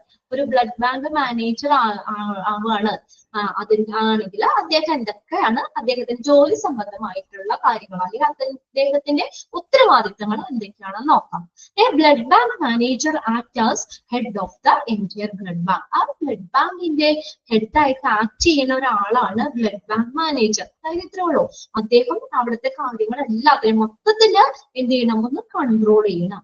ആ ഒരു ഡിപ്പാർട്ട്മെന്റിന്റെ ബ്ലഡ് ബാങ്കിന്റെ മൊത്തം ഹെഡായിട്ട് ആക്ട് ചെയ്യുന്ന ആളാണ് ബ്ലഡ് ബാങ്ക് മാനേജർ. നമ്മൾ പഠിച്ചില്ലേ അതിനകത്ത് വെച്ചാൽ മൊത്തം ബ്ലഡ് ബാങ്കിൽ നടക്കുന്ന കാര്യങ്ങള് എല്ലാരും അദ്ദേഹം കോർഡിനേറ്റ് ചെയ്യുക. അതുപോലെ തന്നെ നമ്മൾ അവിടുത്തെ എല്ലാരും മൊത്തത്തിന് ഓവറോൾ മാനേജ്മെന്റ് ഇതാണ്. Blood bank manager act as A head of the entire blood bank. Blood ബാങ്കിന്റെ ഹെഡ് ആയിട്ട് ആക്ട് ചെയ്യുന്ന ആളാണ് ബ്ലഡ് ബാങ്ക് മാനേജർ. അങ്ങനെ തന്നെ വേണേ ചോദിക്കാം കേട്ടോ. ഡാഷ് തന്നിട്ട് അവിടെ ചോദിക്കാം. Dash act as head of the entire blood bank. ആരാണ് ആക്ട് ചെയ്യുന്ന ആള്? Blood bank manager. രണ്ടാമത്തെ നോക്കിയേ, ഹി ഓർ ഷീ, അവനോ അല്ലെങ്കിൽ അവളോ ആർക്കാവും, is at the helm of the daily operation at the blood bank. At the helm എന്ന് വെച്ചാൽ in charge at the helm എന്ന് in charge. അപ്പൊ ബ്ലഡ് ബാങ്കിൽ നടക്കുന്ന അവിടുത്തെ ഡെയിലി പ്രവർത്തനങ്ങളെ ഒരു ഇൻചാർജ് അദ്ദേഹത്തിനായിരിക്കും. അവിടെ നടക്കുന്ന എല്ലാ കാര്യങ്ങളുടെയും ഒരു ഡെയിലി നടക്കുന്ന പ്രവർത്തനങ്ങളുടെ ഇൻചാർജ് ഈ ബ്ലഡ് ബാങ്ക് മാനേജറിനായിരിക്കും. എന്തൊക്കെയാന്ന് നോക്കിയേ, operations of the blood bank, checking expense അവിടുത്തെ ചെലവുകൾ ചെക്ക് ചെയ്യുക, conducting inspection and working with third party services. അതൊന്ന് കറക്റ്റ് ചെയ്ത കേട്ടോ. തേർഡ് പാർട്ടി കമ്പനികൾ. കണ്ടക്ടിങ് ഇൻസ്പെക്ഷൻ എന്ന് വെച്ചാൽ എന്താ? പരിശോധന നടത്തുക, ഇൻസ്പെക്ട് ചെയ്യുക. ഇൻസ്പെക്ഷൻ അതിന്റെ എല്ലാം ടെസ്റ്റും കാര്യങ്ങളൊക്കെ എല്ലാം ഒന്ന് പരിശോധന നടത്തണം. അവിടെ പ്രോപ്പർ ആയിട്ട് ചെയ്യുന്നില്ലേ അല്ലെങ്കിൽ എല്ലാം ചെയ്യുന്നത് കറക്റ്റ് ആണോ എന്നുള്ളത് ഒരു പരിശോധന നടത്തണം. And working with third party services. Third THIR THIRD. അതായത് തേർഡ് പാർട്ടി, അതായത് ഒരു പുറമേ നിന്നുള്ള ഒരു ഇത്. ഇപ്പൊ നമ്മുടെ ബ്ലഡ് എസ്റ്റാബ്ലിഷ്മെന്റിന്റെ ഒക്കെ കാര്യം പറഞ്ഞില്ലേ, അതുപോലെ തേർഡ് പാർട്ടി സർവീസ് അതുമായിട്ടൊരു കൂടിയാലോചന നടത്തണം, വർക്ക് ചെയ്യണം, കൂടിയാലോചന and working with third party services. ഈ ഒരു പോയിന്റ് കണ്ടാൽ നിങ്ങളൊന്ന് മനസ്സിലാക്കി വെക്കുക കേട്ടോ. ബ്ലഡ് ബാങ്ക് മാനേജറിന്റെ റെസ്പോൺസിബിലിറ്റി ഇൻക്ലൂഡ് ചെയ്യുന്നതാണോ അല്ലെങ്കിൽ ഇൻക്ലൂഡ് ചെയ്യുന്നതല്ലയോ എന്നൊന്ന് മനസ്സിലാക്കി വെക്കുക. ഫുള്ള് ബൈഹാർട്ട് ചെയ്യണ്ട, നമ്മളൊന്ന് മനസ്സിലാക്കി വെച്ച് 1-2 പ്രാവശ്യം ഇതൊന്ന് വായിച്ചു കഴിഞ്ഞാൽ നിങ്ങൾ ഓക്കെയാണ്, നിങ്ങൾക്ക് ഐഡന്റിഫൈ ചെയ്യാൻ പറ്റും. ഓപ്ഷൻസ് അറ്റ് ദ ഹെൽം എന്ന് വെച്ച് കഴിഞ്ഞാൽ പറയുന്നത് ഇൻചാർജ് എന്നാട്ടോ. ഇൻചാർജ് ഉണ്ടായിരിക്കും. ബ്ലഡ് ബാങ്കിലുള്ള എല്ലാ പ്രവർത്തനങ്ങളുടെയും ഒരു ഇൻചാർജ് ഉള്ള ആള് എക്സ്പെൻസുകള്, ചെലവുകൾ ചെക്ക് ചെയ്യുക, ഇൻസ്പെക്ഷൻസ്, പരിശോധനകൾ നടത്തുക, തേർഡ് പാർട്ടി സർവീസുമായിട്ട് കൂടിയാലോചന നടത്തുക. ഇനി അടുത്ത് നോക്കിയേ, next accountable for selecting, training and guiding task of personnels. Full stop ഇട്ടിട്ട് അവിടെ ആ സെന്റൻസ്. അക്കൗണ്ടബിൾ എന്ന് വെച്ചാൽ ഉത്തരവാദിത്തം. എന്തിന്? അക്കൗണ്ടബിൾ ഫോർ സെലക്ടിങ്, സെലക്ട് ചെയ്യാൻ, ട്രെയിനിങ് പരിശീലിപ്പിക്കാനായിട്ട്, and guiding task of personnels ഉദ്യോഗസ്ഥരുടെ ഒരു മാർഗനിർദ്ദേശ ചുമതലകള്, അവരെ ഗൈഡ് ചെയ്യുന്ന ടാസ്കുകള്, അത് പിന്നെ അല്ലെങ്കിൽ ആ പേഴ്സണൽസ് ഉദ്യോഗസ്ഥരെ ട്രെയിൻ ചെയ്യുക അല്ലെങ്കിൽ അവരെ സെലക്ട് ചെയ്യാനൊക്കെ ഉള്ള ഒരു ഉത്തരവാദിത്വം ഉണ്ട്. അക്കൗണ്ടബിൾ ഫോർ സെലക്ടിങ്, നല്ല ഇപ്പൊ നമ്മള് സെലക്ട് ചെയ്യാൻ നല്ല ട്രെയിനിങ്ങുകൾ കൊടുക്കാൻ, പിന്നെ അവർക്ക് ഉദ്യോഗസ്ഥർക്ക് വേണ്ടിയിട്ടുള്ള മാർഗനിർദ്ദേശങ്ങളുടെ ചുമതല, ഗൈഡിങ് ടാസ്ക്, ഓരോ കാര്യങ്ങളും ഗൈഡ് ചെയ്യണമല്ലോ, അവർക്ക് വേണ്ട കാര്യങ്ങളൊക്കെ കറക്റ്റ് ആയിട്ട് പറഞ്ഞു കൊടുത്തും അവരെ ഒരു ഗൈഡ് ചെയ്യാനുള്ള ഒരു ചുമതലയും ഈ ബ്ലഡ് ബാങ്ക് മാനേജറിനുണ്ട്. He or she supervises and leads newly hired staff on the work they do and they implement different rules and regulations of the company. പിന്നെ എന്താ പറഞ്ഞിരിക്കുന്നത്? He or she സൂപ്പർവൈസ് ചെയ്യാന്ന് വെച്ചാൽ എന്താ? ഒരു മേൽനോട്ടം വഹിക്കുക, അല്ലെ? എല്ലാത്തിനും സൂപ്പർവിഷൻ നടത്തുക. And Leeds newly heard staff, പുതിയതായി നിയമിക്കപ്പെടുന്ന സ്റ്റാഫുകള്, അപ്പൊ അവർക്കുടെ വർക്കില് ഒന്ന് സൂപ്പർവൈസ് ചെയ്യുക. വർക്ക് ദേ ഡു, അവർ ചെയ്യുന്ന ജോലി. പുതിയതായിട്ട് ഒരു ഓഫീസിലേക്ക് അല്ലെങ്കിൽ ഹോസ്പിറ്റലിലേക്ക് ഒരു ഡിപ്പാർട്ട്മെന്റിലേക്ക് ഒരു സ്റ്റാഫ് വരികയാണെങ്കിൽ അവർക്ക് അത്രയും പരിചയമില്ല, അല്ലെ? അപ്പൊ അവർ ചെയ്യുന്ന വർക്കുകൾ ഒന്ന് നോക്കുക, കറക്റ്റ് ആണോ, അല്ലെങ്കിൽ അതിനനുസരിച്ച് അവർക്കൊന്ന് പറഞ്ഞു കൊടുക്കുക. അപ്പൊ അവര് ചെയ്യുന്ന പുതിയതായിട്ട് നിയമിക്കുന്ന സ്റ്റാഫുകള് അവര് ചെയ്യുന്ന വർക്കില് അവരെ ഒന്ന് സൂപ്പർവൈസ് ചെയ്യുക. ആൻഡ് ഇംപ്ലിമെന്റ് ചെയ്യാന്ന് വെച്ചാൽ നടപ്പിലാക്കുക. ഇംപ്ലിമെന്റ് നടപ്പിലാക്കുക. എന്താ? Different rules and regulations of the company, കമ്പനിയിലെ പല റൂളുകള്, നിയമങ്ങളും നിയന്ത്രണങ്ങളും, റൂൾസ് ആൻഡ് റെഗുലേഷൻസ് ഉണ്ടല്ലോ അവർക്ക്, ഇങ്ങനെയൊക്കെ ചെയ്യണം, ഒരു നിയമപരമായിട്ടുള്ള കാര്യങ്ങളുണ്ട് അവർക്ക്. അത് ആ ഒരു കമ്പനിയുടെ റൂൾസ് ആൻഡ് റെഗുലേഷൻസ് ഇംപ്ലിമെന്റ് ചെയ്യുക, നടപ്പിലാക്കുക. ഇപ്പൊ ബ്ലഡ് ബാങ്കിലാണെങ്കിലും അവർ ഫോളോ ചെയ്യുന്ന കാര്യങ്ങളുണ്ട്, അപ്പൊ അതൊക്കെ നടപ്പിലാക്കേണ്ടത് ഈ ബ്ലഡ് ബാങ്ക് മാനേജറാണ്. And they implement different rules and regulations of the company. Training is given, അതിനനുസരിച്ചുള്ള ട്രെയിനിങ്ങുകൾ കൊടുക്കണം, ട്രെയിനിങ്ങുകൾ നൽകണം സ്റ്റാഫുകൾക്കും എല്ലാവർക്കും. എന്താ? ട്രെയിനിങ്ങും കാര്യങ്ങളൊക്കെ കൊടുക്കണം. ഓക്കെ, നെക്സ്റ്റ് പോയിന്റ് നോക്കിയേ. He also oversees എന്ന് പറഞ്ഞാൽ മേൽനോട്ടം വഹിക്കുക എന്നുള്ള മീനിങ് ആണ്. ഓവർസീസ് മേൽനോട്ടം വഹിക്കുക. ആൻഡ് അസസ് എന്ന് പറഞ്ഞാൽ വിലയിരുത്തുക, അസസ് ചെയ്യുക, അവരെ വിലയിരുത്തുക. And the gross performance of the staff and ensure that files and records R updated and properly stored. He oversees and assesses the gross performance of the staff. Gross എന്ന് പറഞ്ഞാൽ overall, ആ സ്റ്റാഫിന്റെ മൊത്തത്തിലുള്ള overall performance അതിനുള്ള ഒരു മേൽനോട്ടം വയ്ക്കുക, അതിന് വിലയിരുത്തുക. ഓവറോൾ പെർഫോമൻസ് ഓവർസീസ്, മേൽനോട്ടം വഹിക്കുകയും അത് അസസ് ചെയ്യുക, വിലയിരുത്തുകയും ചെയ്യുക. ആൻഡ് എൻഷുർ ദാറ്റ്, എൻഷുർ ചെയ്യാന്ന് വെച്ചാൽ എന്താ? ഉറപ്പുവരുത്തുക. എൻഷുർസ്, ഉറപ്പുവരുത്തുക. കൊടുക്കാം. That files and the records are updated and properly stored. അപ്പൊ ബ്ലഡ് ബാങ്കില് അതുമായിട്ട് ബന്ധപ്പെട്ട് കുറെ ഫയലുകളൊക്കെ ഉണ്ടാവുമല്ലോ, ഫയലും റെക്കോർഡ്സും അതൊക്കെ പ്രോപ്പർ ആയിട്ട് അപ്ഡേറ്റ് ചെയ്യുന്നുണ്ട്, പ്രോപ്പർ ആയിട്ട് സ്റ്റോർ ചെയ്യുന്നുണ്ട് എന്നുള്ളതൊക്കെ ഉറപ്പുവരുത്തേണ്ടതും ബ്ലഡ് ബാങ്ക് മാനേജർ ആണ്. എല്ലാ ദിവസത്തെയും കാര്യങ്ങൾ അപ്ഡേറ്റ് ചെയ്യണ്ടേ, എല്ലാ ദിവസവും അവിടെ നടത്തിയിട്ടുള്ള ടെസ്റ്റുകള് കാര്യങ്ങളെല്ലാരും കറക്റ്റ് ആയിട്ട് അത് അപ്ഡേറ്റ് ചെയ്യണം. അപ്പൊ അങ്ങനെയുള്ള അപ്ഡേഷൻ റെക്കോർഡ്സുകളും ഫയലുകളും റെക്കോർഡും പ്രോപ്പർ ആയിട്ട് അപ്ഡേറ്റ് ചെയ്യുന്നുണ്ട്, അതുപോലെ തന്നെ പ്രോപ്പർ ആയിട്ട് അത് സ്റ്റോർ ചെയ്യുന്നുണ്ട്, അടിച്ചു വാരി ഇടാതെയൊക്കെ കറക്റ്റ് ആയിട്ടും എല്ലാം അപ്ഡേറ്റ് ചെയ്ത് കറക്റ്റ് ആയിട്ട് സ്റ്റോർ ചെയ്യുന്നുണ്ട് എന്നുള്ളതും ഉറപ്പുവരുത്തേണ്ടത് ബ്ലഡ് ബാങ്ക് മാനേജറാണ്.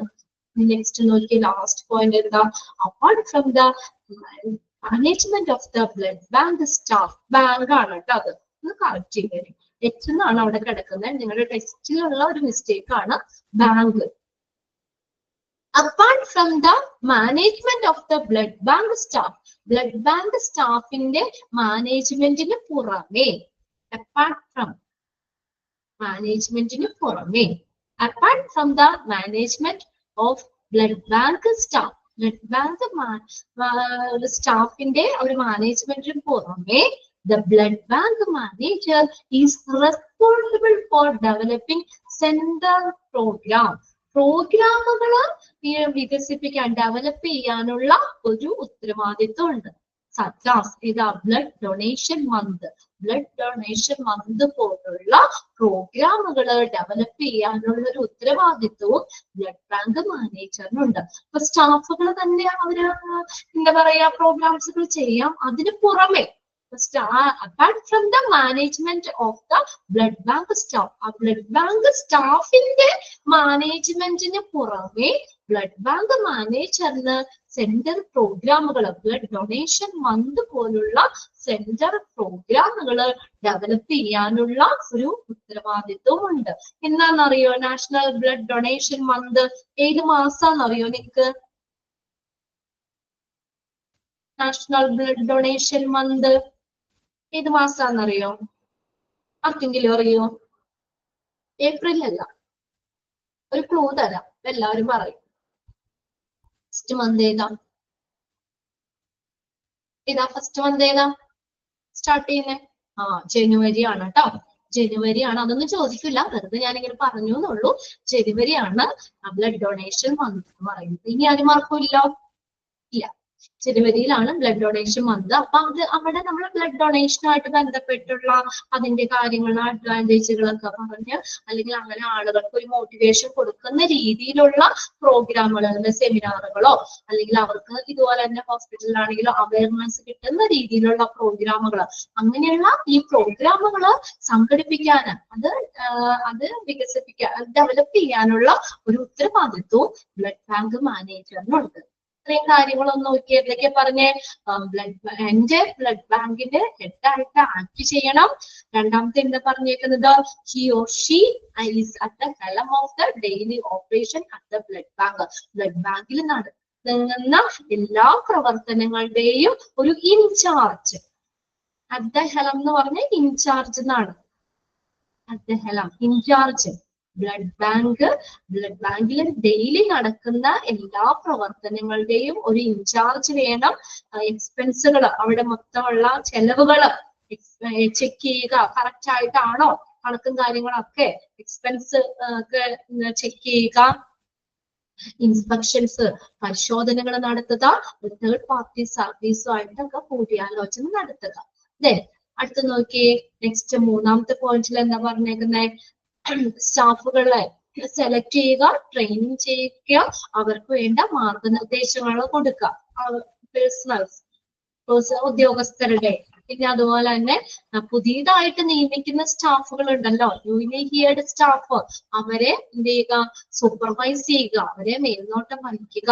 അവർ ചെയ്യുന്ന വർക്ക്, ആ വർക്കില് അവരെന്തെങ്കിലും വർക്ക് ശരിയല്ലേ, അല്ലെങ്കിൽ എന്തെങ്കിലും നമ്മൾ പറഞ്ഞു കൊടുക്കണം, അല്ലെങ്കിൽ അങ്ങനെ അവർ ചെയ്യുന്ന ആ ജോലിയിൽ അവരെ ഒന്ന് സൂപ്പർവൈസ് ചെയ്യുക. പിന്നെ കമ്പനിയുടെ ആ റൂൾസ് ആൻഡ് റെഗുലേഷൻസ് ഇംപ്ലിമെന്റ് ചെയ്യുക, നടപ്പിലാക്കുക, അതനുസരിച്ച് ട്രെയിനിങ്ങുകൾ കൊടുക്കുക. പിന്നെ അടുത്തത് നാലാമത്തെ പോയിന്റിൽ എന്താ പറഞ്ഞേക്കണേ? നമ്മൾ മൊത്തത്തില് ഗ്രോസ് എന്ന് വെച്ചാൽ ഓവറോൾ ഓവറോൾ പെർഫോമൻസ്, സ്റ്റാഫിന്റെ മൊത്തത്തിലുള്ള പെർഫോമൻസ് വിലയിരുത്തുകയും അതിന് മേൽനോട്ടം വയ്ക്കുകയും ചെയ്യുക. ഓവർസീസ് ആൻഡ് അസസ്, മേൽനോട്ടം വഹിക്കുക, അസസ് ചെയ്യുക, വിലയിരുത്തുക. പിന്നെ അതുപോലെ തന്നെ ഫയലുകളും റെക്കോർഡുകളും ഒക്കെ കറക്റ്റ് ആയിട്ട് ആ ബ്ലഡ് ബാങ്കില് ഒത്തിരി കാര്യങ്ങളുണ്ടല്ലോ, ഫയൽ റെക്കോർഡ്സ് ഒക്കെ ഉണ്ടല്ലോ. അപ്പൊ അതൊക്കെ പ്രോപ്പർ ആയിട്ട് എന്ത് ചെയ്യുക, അപ്ഡേറ്റ് ചെയ്യുക, പ്രോപ്പർ ആയിട്ട് തന്നെ സ്റ്റോർ ചെയ്ത് വെക്കുക എന്നുള്ളൂ. പിന്നെ അടുത്തത് ബ്ലഡ് ബാങ്ക് സ്റ്റാഫിന്റെ ആ മാനേജ്മെന്റിന് പുറമെ തന്നെ ഈ ബ്ലഡ് ബാങ്ക് മാനേജറിന് central programmes, blood donation month പോലുള്ള സെൻട്രൽ പ്രോഗ്രാമുകൾ വികസിപ്പിക്കാനുള്ള ഉത്തരവാദിത്വവും ഉണ്ട്. ക്ലിയർ ആയോ? ക്ലിയർ ആയോ? ഓക്കെ, 2 പോയിന്റ് കൂടി പറഞ്ഞിട്ട് നമുക്ക് ബാക്കിയൊക്കെ അടുത്ത ക്ലാസ് നോക്കാം. 2-3 മിനിറ്റ് ഉണ്ടല്ലോ. അപ്പൊ ഇതിനകത്ത് നിങ്ങൾക്ക് എങ്ങനെ ക്വസ്റ്റ്യൻ ചോദിക്കും?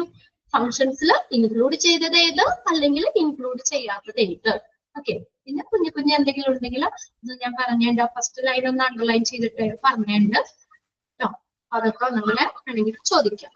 ഓക്കെ, ഇനി അടുത്തത് ലാസ്റ്റ് സെക്ഷൻ എന്ന് പറഞ്ഞാൽ hospital administration must ensure. Hospital administration ഉറപ്പുവരുത്തേണ്ട കാര്യങ്ങൾ. ഇപ്പൊ ബ്ലഡ് ബാങ്ക് മാനേജറിന്റെ റെസ്പോൺസിബിലിറ്റി നമ്മൾ പറഞ്ഞു. ഇനി എല്ലാ ഉത്തരവാദിത്തം അയാൾക്ക് മാത്രം പോരല്ലോ. ഹോസ്പിറ്റൽ അഡ്മിനിസ്ട്രേഷൻ, ഹോസ്പിറ്റൽ ഭരണവും എന്താ, നമ്മൾ കുറച്ച് കാര്യങ്ങൾ നോക്കണ്ടേ. അവര് ഉറപ്പുവരുത്തേണ്ട കാര്യങ്ങൾ, ഹോസ്പിറ്റല് അഡ്മിനിസ്ട്രേഷൻ എൻഷുർ ചെയ്യേണ്ട കാര്യങ്ങൾ, സംരക്ഷിക്കേണ്ട അല്ലെങ്കിൽ ഉറപ്പുവരുത്തേണ്ട കാര്യങ്ങൾ എന്തൊക്കെയാന്ന് നോക്കിയേ. To keep proper system of blood transfusion protocol എന്ന് പറഞ്ഞേക്കട്ടെ. ബ്ലഡ് ട്രാൻസ്ഫ്യൂഷൻ പ്രോട്ടോകോള് അത് അതിന്റെ പ്രോപ്പർ ആയിട്ട് അത് അവർ കീപ്പ് ചെയ്യുന്നുണ്ട്, ബ്ലഡ് ബാങ്ക് കീപ്പ് ചെയ്യുന്നുണ്ട് എന്നുള്ളത് ഉറപ്പുവരുത്തുക. ഏതാണ് ബ്ലഡ് ട്രാൻസ്ഫ്യൂഷൻ പ്രോട്ടോകോൾ നമ്മൾ പറഞ്ഞില്ലേ? ഏജ് നമ്മൾ പറഞ്ഞു അല്ലെ? Age 18 to 65, weight 45 kg, body നമ്മൾ ആവശ്യത്തിന് ബ്ലഡ് ഉണ്ടാവണം, ഹെൽത്ത് ഫിറ്റും ആയിരിക്കണം എന്ന് പറഞ്ഞു, മെന്റലി ഫിസിക്കലി സ്ട്രോങ് ആയിരിക്കണം, നമുക്ക് കമ്മ്യൂണിക്കബിൾ ഡിസീസ് ഉണ്ടാവാൻ പാടില്ല. ഇങ്ങനെയുള്ള കുറെ കാര്യങ്ങൾ ബ്ലഡ് ട്രാൻസ്ഫ്യൂഷൻ പ്രോട്ടോകോൾ അത് ഈ കറക്റ്റ് ആയിട്ട് കീപ്പ് ചെയ്യുന്നുണ്ട്, ബ്ലഡ് ബാങ്ക് കറക്റ്റ് ആയിട്ട് കീപ്പ് ചെയ്യുന്നുണ്ട് എന്ന് ഉറപ്പുവരുത്തേണ്ടത് ആരാ? അതിനെ ഉറപ്പുവരുത്തേണ്ടത് ഹോസ്പിറ്റൽ അഡ്മിനിസ്ട്രേഷൻ ആണ്. ഇനി അവര് പറയുന്ന അല്ലാത്ത രീതിയിൽ ചെയ്യുന്നുണ്ടോ എന്നൊക്കെ ഒന്ന് നോക്കാൻ. അപ്പൊ ഹോസ്പിറ്റൽ അഡ്മിനിസ്ട്രേഷൻ ഉറപ്പുവരുത്തേണ്ട കാര്യമാണ് ഈ ഹോസ്പിറ്റലില് ബ്ലഡ് ബാങ്ക് പ്രോപ്പർ ആയിട്ടുള്ള ബ്ലഡ് ട്രാൻസ്ഫ്യൂഷൻ പ്രോട്ടോകോള് കീപ്പ് ചെയ്യുന്നുണ്ട്. Okay, to keep proper system of blood transfusion protocol. ഇനി okay, verify incidents forms related to transfusion reaction. Transfusion റിയാക്ഷനുമായിട്ട് ബന്ധപ്പെട്ടുള്ള ഫോമുകളൊക്കെ ഫില്ല് ചെയ്ത് കൊടുക്കണമല്ലോ. ബ്ലഡ് ട്രാൻസ്ഫ്യൂഷൻ റിയാക്ഷൻ ആയിട്ട് ബന്ധപ്പെട്ട് വരുന്ന ഫോമുകള്, ട്രാൻസ്ഫ്യൂഷനുമായിട്ട് ബന്ധപ്പെട്ട് വരുന്ന ഫോമുകള് അത് വെരിഫൈ ചെയ്യുക, പരിശോധിക്കുക, ഫോമുകള് പരിശോധിക്കുക. പ്രോപ്പർ മെയിൻ്റനൻസ് ഓഫ് റെക്കോർഡുകൾ പ്രോപ്പർ ആയിട്ട് മെയിൻ്റനൻസ് ചെയ്യുക. അപ്പൊ ആ ബ്ലഡ് ബാങ്കിൽ തന്നെ എല്ലാ റെക്കോർഡുകളും പ്രോപ്പർ ആയിട്ട് മെയിൻറ്റെയിൻ ചെയ്യുക. ഫോമുകള് ട്രാൻസ്ഫ്യൂഷൻ റിയാക്ഷനുമായിട്ട് ബന്ധപ്പെട്ട് വരുന്ന ഫോമുകള് പരിശോധിക്കുക.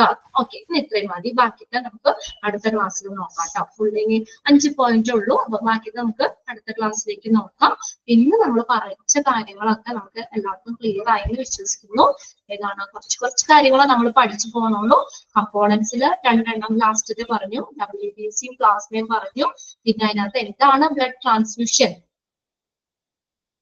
ഏതാണ് തേർഡ് 3 പോയിന്റ് അല്ല 3 പോയിന്റ് കൂടി 3 പോയിന്റ് കൂടി 5 പോയിന്റ് അല്ല അതിനകത്ത് പറയുന്നത്. നമുക്ക് അടുത്ത ക്ലാസ് ഒന്നുകൂടി നോക്കാം കേട്ടോ. പിന്നെ നമ്മൾ എന്താ പറഞ്ഞേക്കുന്നത്, എന്താണ് ബ്ലഡ് ട്രാൻസ്ഫ്യൂഷൻ എന്ന് പറയുന്നത്, എന്താണ് ട്രാൻസ്ഫ്യൂഷന്റെ ഇമ്പോർട്ടൻസ് എന്ന് പറഞ്ഞു. പിന്നെ നമ്മൾ നോട്ട് ഇമ്പോർട്ടന്റ് ആണ് കേട്ടോ.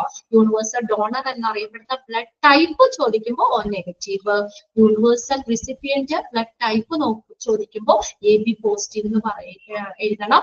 പിന്നെ ബ്ലഡ് ട്രാൻസ്ഫ്യൂഷൻ ഏതൊക്കെ സിറ്റുവേഷൻസിലാണ് ബ്ലഡ് ട്രാൻസ്ഫ്യൂഷൻ ആവശ്യമായിട്ട് വരുന്നതെന്ന് പറഞ്ഞു. പിന്നെ ലാസ്റ്റ് നമ്മൾ പറഞ്ഞത് ജോബ് റെസ്പോൺസിബിലിറ്റി ആണ്. ബ്ലഡ് ബാങ്ക് മാനേജറിന്റെ ജോബ് റെസ്പോൺസിബിലിറ്റി. പിന്നെ ഹോസ്പിറ്റൽ അഡ്മിനിസ്ട്രേഷൻ എൻഷുർ ചെയ്യുന്ന 2 പോയിന്റ് പറഞ്ഞോളൂ. അത് നമുക്ക് അടുത്ത ക്ലാസ്സിൽ ഒന്നുകൂടി നോക്കാം. ഇത്രയും കാര്യങ്ങൾ എല്ലാവർക്കും ക്ലിയർ ആയോ?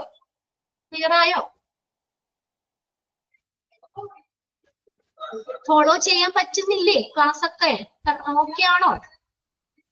എന്തെങ്കിലും ഇതുണ്ടെങ്കിൽ നിങ്ങൾ ചോദിക്കണം കേട്ടോ. നിങ്ങൾക്ക് ഞാൻ പറയുന്ന കാര്യങ്ങൾ നിങ്ങൾ ക്ലിയർ ആക്കുക എന്നുള്ളത് നിങ്ങളുടെ ഇത് തന്നെയാണ്. നിങ്ങൾക്ക് ആർക്കെങ്കിലും എന്തെങ്കിലും ബുദ്ധിമുട്ടുണ്ട് മനസ്സിലായില്ലെങ്കിൽ അത് അപ്പം തന്നെ മെസ്സേജ് ചെയ്യുക. ഞാൻ അങ്ങനെയാണെങ്കിൽ ഒന്നുകൂടി ഞാൻ പറഞ്ഞല്ലോ ചെയ്ത് തരാം, പ്രശ്നമൊന്നുമില്ല. അപ്പൊ കറക്റ്റ് ആയിട്ട് നമുക്ക് ഈ ചാപ്റ്റർ ഇൻട്രസ്റ്റിംഗ് ആണല്ലോ. ഓക്കെ, ഇതുപോലെ ഇനി ഇഷ്ടംപോലെ ചാപ്റ്റർ തന്നെയുണ്ട് നമുക്ക് ഇതിനേക്കാളും ഇൻട്രസ്റ്റിംഗ് ആയിട്ട്. ഡയാലിസിസ് ഒക്കെ നല്ല സൂപ്പർ ഇതാണ്. ഡയാലിസിസ് ഒക്കെ നിങ്ങൾക്ക് ഓരോ ചാപ്റ്റേഴ്സും ഇങ്ങനെ ഡിപ്പാർട്ട്മെന്റിൽ നമ്മൾ പറയുന്ന ഓരോ ചാപ്റ്റർ റേഡിയോളജിയിലെല്ലാം നല്ല ചാപ്റ്ററുകളാണ് എല്ലാവരും ഇതിനകത്ത് വരുന്നത്. അപ്പൊ എല്ലാം നമുക്ക് ഓരോന്നും പതുക്കെ പഠിച്ചു പോകാം. ഓക്കെ, പിന്നെ നമുക്ക് താങ്ക് യു. നെക്സ്റ്റ് ക്ലാസ്സിൽ കാണാം കേട്ടോ. Okay, by.